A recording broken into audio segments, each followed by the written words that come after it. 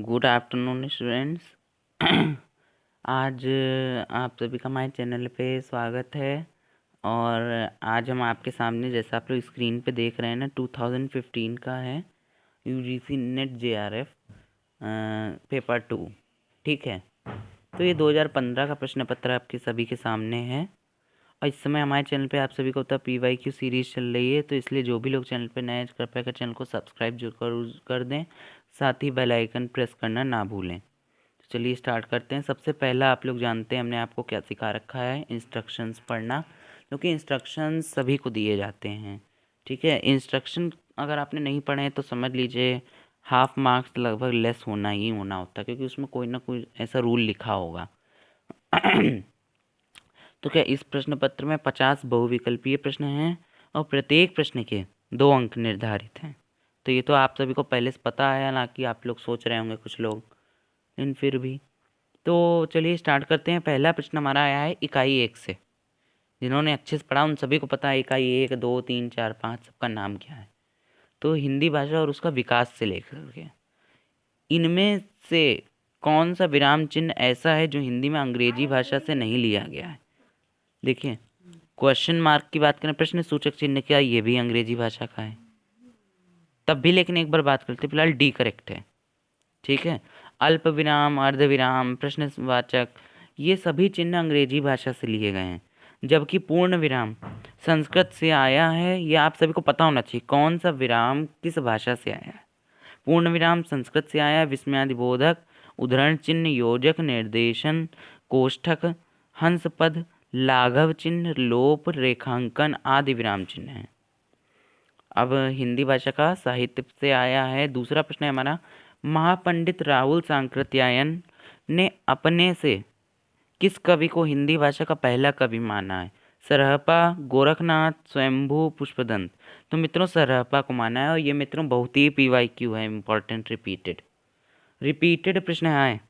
ठीक है, जिसने भी अब तक कुछ नहीं पढ़ा है, देखिए बहुत से मित्र का ये भी कहना वाला, जो मैंने एक वीडियो बनाया था ना, डाउट वाला वीडियो, वो मैंने बनाई है, लिंक मिल जाएगा डिस्क्रिप्शन में।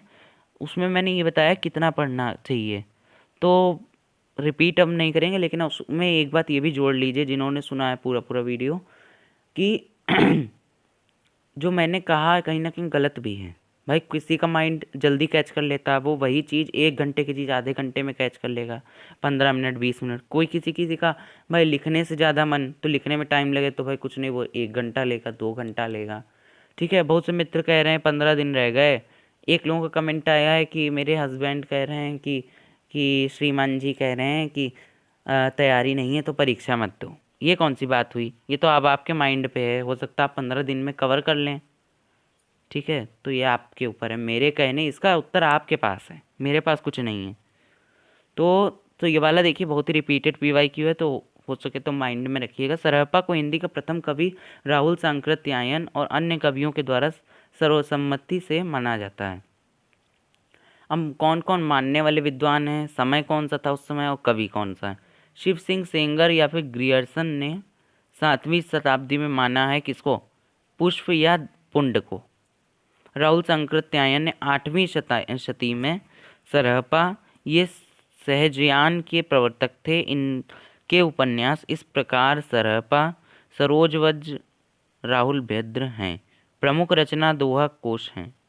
रामकुमार वर्मा 8वीं शती, स्वयंभू जैन परंपरा के प्रथम कवि एवं अपभ्रंश साहित्य का वाल्मीकि और व्यास कहा जाता है। इनकी प्रमुख रचना पौम, चरियु, रट्टिड़मी, चरियु कृष्ण चरित्र पर आधारित हैं। ठीक है, तो मैंने आप सभी को बता दिया। स्क्रीनशॉट ले सकते हैं, ले लीजिए स्क्रीनशॉट, अच्छे से ले लिया होगा ऐसा हम उम्मीद करते हैं। चलिए आगे बढ़ते हैं। सदेशडौ सवितरौ पड़मई पई मई कहड़ू न जाय जे कालांगुली मुंदेऊ मुंदेडऊ सो बाहडी समाई। इस तरह से है मित्रों, मैंने बताया ना मेरा स्वास्थ्य नहीं ठीक चल रहा है, तो इसमें हम ठीक नहीं है।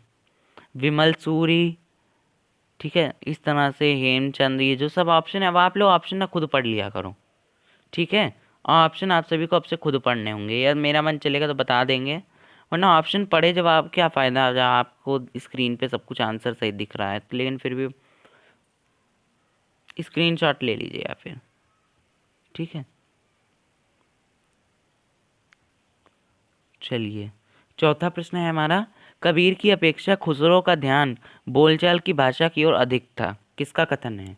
मिस्टर बंधु, जॉर्ज ग्रियर्सन, इनका दूसरा नाम क्या है? शिव सिंह सेंगर, हजारी प्रसाद द्विवेदी, रामचंद्र शुक्ल। तो मित्रों फिलहाल तो ऑप्शन नंबर डी करेक्ट है, रामचंद्र शुक्ल। कैसे? खड़ी बोली के जनक अमीर खुसरो के संदर्भ में शुक्ल जी का कथन है कि कबीर की अपेक्षा खुसरो का ध्यान बोलचाल की भाषा की ओर अधिक था।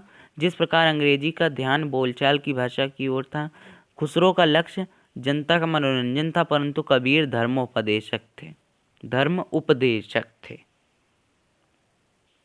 छठा प्रश्न है, पांचवा प्रश्न है हमारा, निम्नलिखित ग्रंथों में से किसके रचयिता तुलसीदास नहीं है? ठीक है, तुलसीदास नहीं है। अब यहाँ पर बहुत से मित्र हमारे तुलसीदास हैं वाला प्रश्न सोच करके फटाफट उनको लगता हाँ प्रश्न ये वाला आता है, फटाफट OMR भर दें, ऐसा है, बहुत से मित्र ऐसा करके आते हैं। तो गलतियाँ जो होती हैं वो इसलिए हम साथ साथ बताते चलते हैं ताकि आपके साथ ऐसा ना हो, ठीक है। तो चलिए, पहला हमारा ऑप्शन है वैराग्य संदीपनी, कृष्ण गीतावली, हमुच्चरित, पार्वती मंगल। तो मतलब शुक्ल जी ने तुलसीदास के 12 ग्रंथ माने हैं, जो इस प्रकार हैं। कितने ग्रंथ माने हैं शुक्ल जी ने? 12। और किसके माने? तुलसीदास जी के, ये नहीं किसी के भी माने, तो 12 ही माने हैं। वैराग्य संदीपनी के मुक्तक काव्य रूप हैं, और भाषा कौन सी रही? ब्रज। रामाज्ञा प्रश्न मुक्तक, भाषा अवधी। यह ज्योतिष ग्रंथ है, इसमें 7 कांड, 243 छंद हैं। ये सब आप लोगों को ना पता होना चाहिए, किस ग्रंथ में कितने कांड हैं, कितने भागों में कितना ग्रंथ प्रकाशित है, ये आप लोग स्क्रीनशॉट ले लीजिए, ठीक है। हम तो राइट आंसर बताएंगे, बाकी टेबल तो आप ही को देखनी है। अच्छा, तो अब बात कर लेते हैं, जायसी पहली कवि हैं, सूफीवाद में किसका कथन है? जायसी नहीं,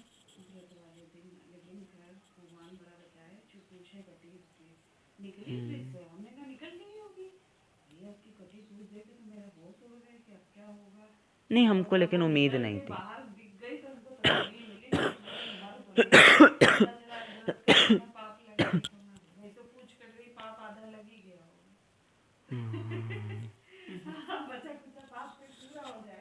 तो मित्रों ना, हमारे यहाँ आजकल घर में ना काम चल रहा है और साफ़ सफाई हो रही है, इसीलिए तो हाँ, तो हम क्या कह रहे थे कि जायसी पहली कवि हैं, तो सूफीवाद में किसका कथन है ये?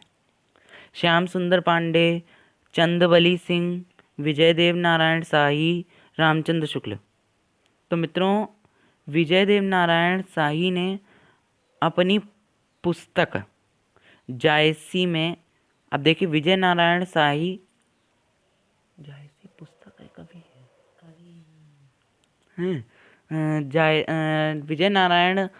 विजय देव नारायण शाही ने अपनी पुस्तक जायसी में यह सिद्ध करने का प्रयास किया है कि जायसी सूफी नहीं थे, वे जायसी को भक्ति से बाहर निकालकर कवि के रूप में प्रतिष्ठित करना चाहते थे।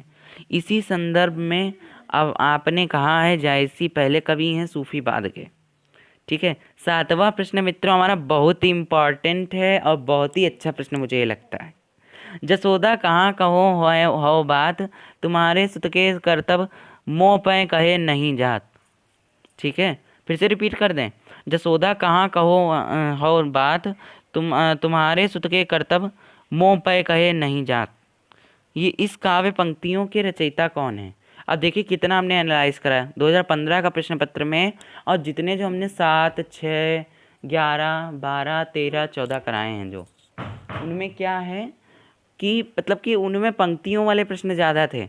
इसमें आपने क्या देखा कि मतलब कि इतिहास से संबंधित ज़्यादा है। पंक्तियों के इसमें कथन कितने हुए, केवल अब तक दूसरा प्रश्न है ये पंक्तियों का, एक तो तीसरा प्रश्न था, ठीक है, और एक ये कौन सा है, सातवां प्रश्न है अभी तक। और इतनी देर में कितने सारे थे पंक्तियों वाले, तो अब आप देख रहे होंगे एनालाइज करना बहुत ज़रूरी है प्रश्न पत्र को।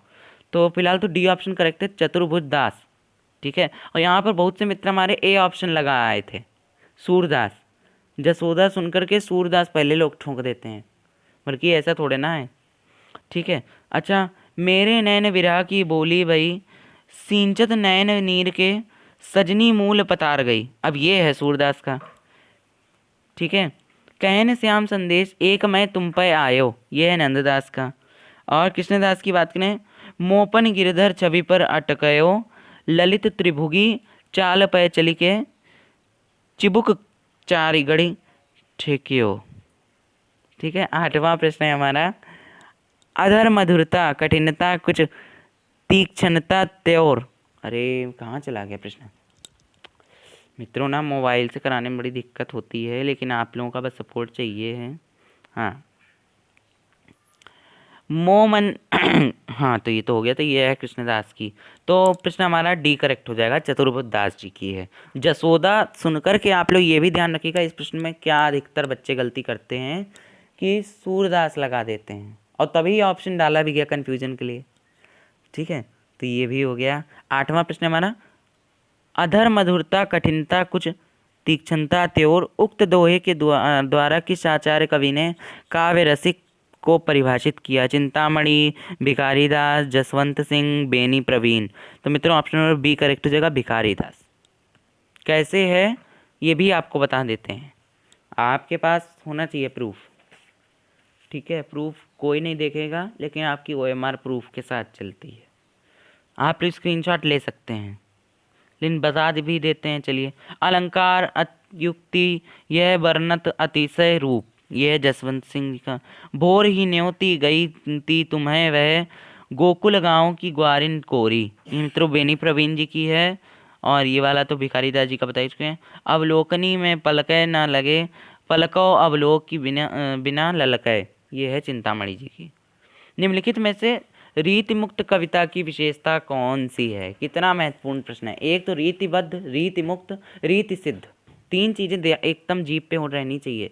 नोट्स बना रहे हैं जो भी मित्र हमारे, वो लोग लिख लें कि रीति मुक्त, रीतिबद्ध, रीति सिद्ध, विशेषता उसमें कवि कौन से हैं, रीति मुक्त। इन पर सुमेल वाला 2 प्रश्न आ चुका है, पहले आपको बता चुके हैं, ठीक है। तो बता देते हैं ऑप्शन, स्वच्छंदता, सामाजिकता, निर्वैयक्तिकता, ऐतिहासिकता।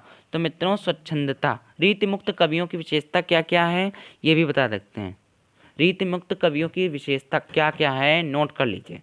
स्वच्छंदवादी, आत्म प्रधान और व्यक्तिपरक, सांकेतिक और व्यंजना प्रधान, कल्पना और असाधारणता की प्राचुर्य, भाव प्रधान अधिक, रूप प्रधान कम, ठीक। आगे प्रश्न है, स्क्रीनशॉट ले लीजिए जो भी लोग मित्र हमारे नोट्स बना रहे हैं।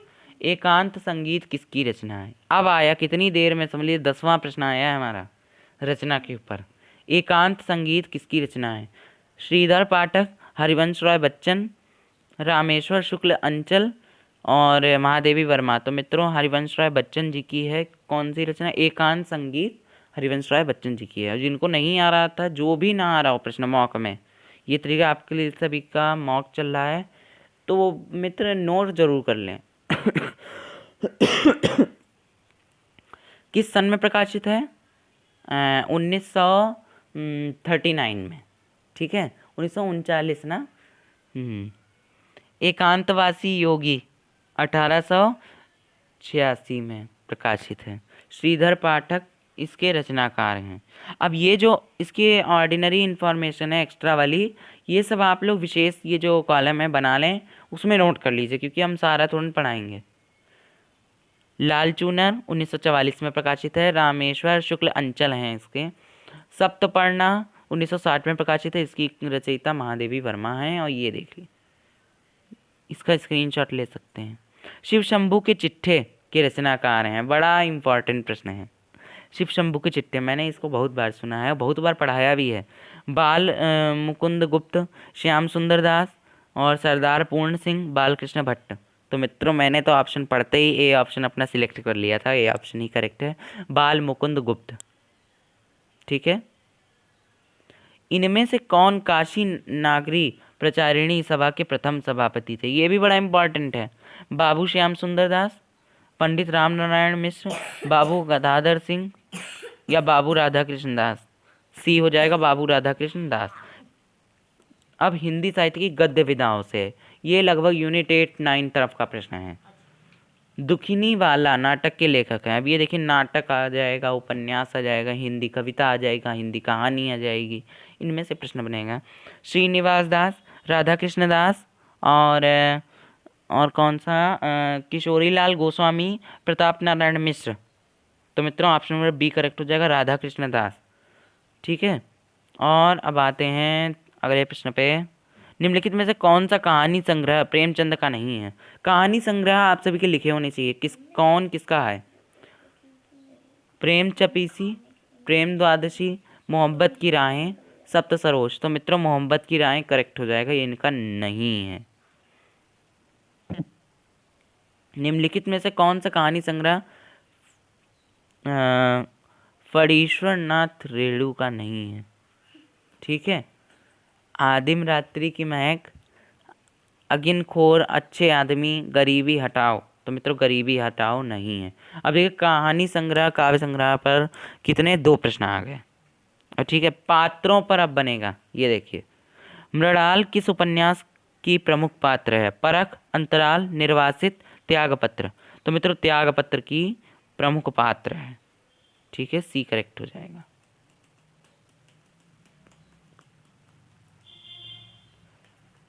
ये आपको ठीक से दिख नहीं रहा होगा, लेकिन बम्बई के मजदूर संगठनों के जीवन संघर्ष पर आधारित उपन्यास है।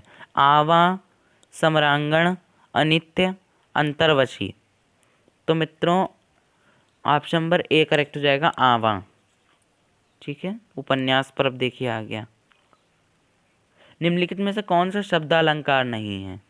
यह अब आ गया काव्यशास्त्र एवं आलोचना। श्लेष, वीप्सा, वक्रोक्ति, उपमा। तो मित्रों उपमा सी करेक्ट हो जाएगा ऑप्शन। रस सूत्र की व्याख्या करते हुए अभिव्यक्तिवाद की स्थापना किस आचार्य ने की? भट्टनायक, श्री शंकुक, भट्टोलनट और अभिनव गुप्त। तो मित्रों अभिनव गुप्त जी ने की थी। और मित्रों आज के लिए इतना ही। जो भी मित्र हमारे चैनल पे नए हैं कृपया कर चैनल को सब्सक्राइब जरूर कर दिया करें, साथ ही बेल आइकन प्रेस करना ना भूला करें, और ताकि आप सभी को हमारे वीडियो की नोटिफिकेशन सबसे पहले मिले। ठीक है। और कितने प्रश्न आज हमने पढ़ाए? 19 प्रश्न पढ़ा दिए। ठीक है, 19 प्रश्न पढ़ा दिए। अगर आप समझ लीजिए इतने भी प्रश्न सही से पढ़ ले रहे हैं तो भी समझ लीजिए क्या कहते हैं, आपकी तैयारी अच्छी हो जाएगी रोज़, लेकिन इतना अच्छे से पढ़ लें। ठीक है, बाय बाय।